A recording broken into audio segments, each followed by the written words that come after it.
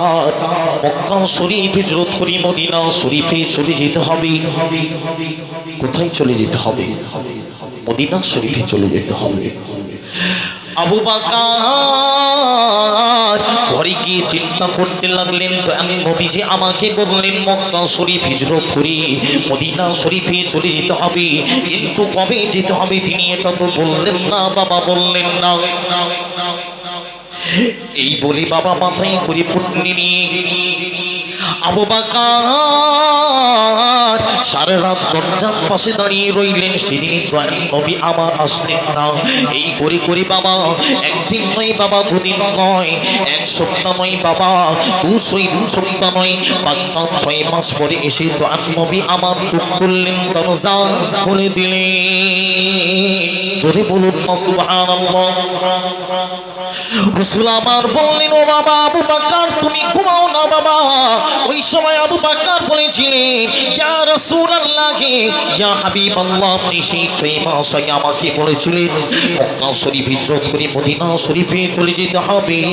ইয়া রাসূলুল্লাহ ইয়া হাবিবাল্লাহ, আমি 6 মাস থেকে এখনো বিছানায় পিঠ লাগান নাই। জোরে জোরে বলুন না, জোরে বলুন না সুবহানাল্লাহ।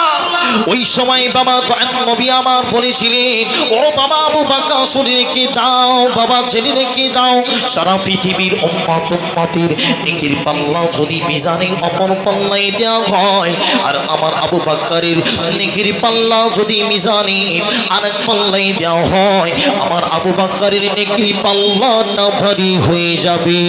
জোরে জোরে বলুন না, জোরে বলুন না সুবহানাল্লাহ। তো শুনলেন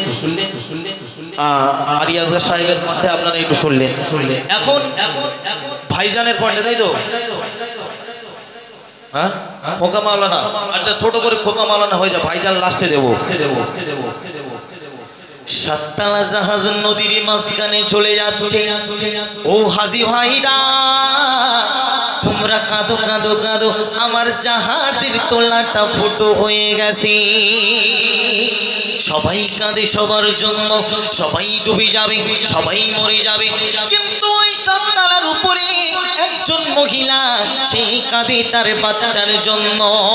আল্লাহর কাছে দুহাতখানা তুলে দোয়া চাই, ফাজকুরুনি আযকুরুকুম ওয়াশকুরুলি ওয়ালা তাকফুরুন।